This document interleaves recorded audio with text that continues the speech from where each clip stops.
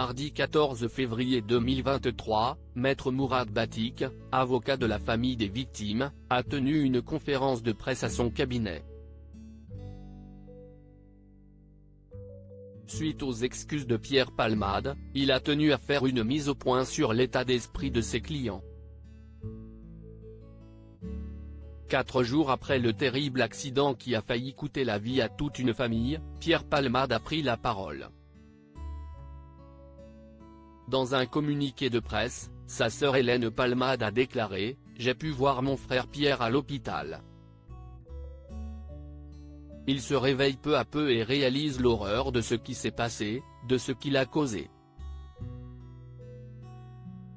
Il est catastrophé, il a honte. » Elle a également affirmé que l'humoriste priait pour les victimes. Il prie vraiment. Il ne pense qu'à eux. Il assumera toutes les conséquences de ses actes avec la conscience terrible qu'il ne pourra jamais réparer le mal qu'il a fait. Aussi vain que cela puisse paraître, Pierre leur demande pardon du plus profond de son âme. Vaines, ces excuses le sont bien pour la famille des victimes du carambolage.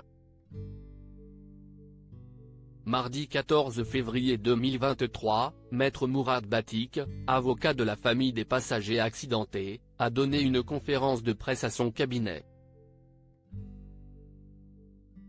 Mourad Batik, les seules victimes dans ce dossier, ce sont mes clients. En faisant un bref retour sur les faits tragiques qui se sont déroulés vendredi 10 février, l'avocat révèle que les victimes, qui souhaitent garder l'anonymat, avaient tous les trois attaché leur ceinture de sécurité. Il y avait 3 passagers dans le véhicule. Le conducteur, la passagère et l'enfant à l'arrière.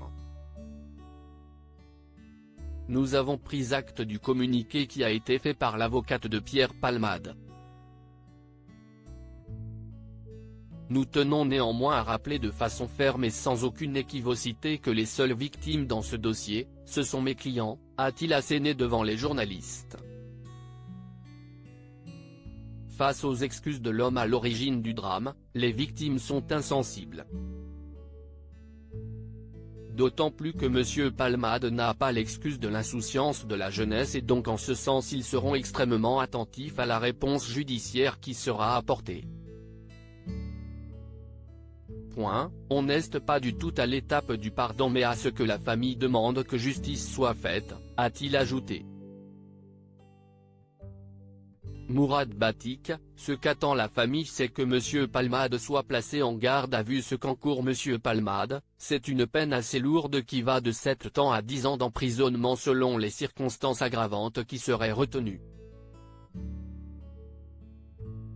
Et ce qu'attend la famille aujourd'hui, pour le dire très concrètement et très clairement, c'est que M. Palmade soit placé en garde à vue le plus rapidement possible, a par la suite lancé Maître Batik.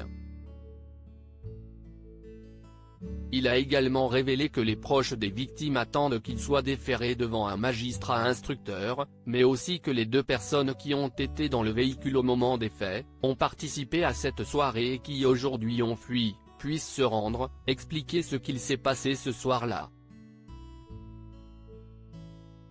Puis avec fermeté, l'avocat a précisé, la notoriété de M. Palmade n'influe ni d'un point de vue médiatique, ni d'un point de vue judiciaire sur l'affaire en cours.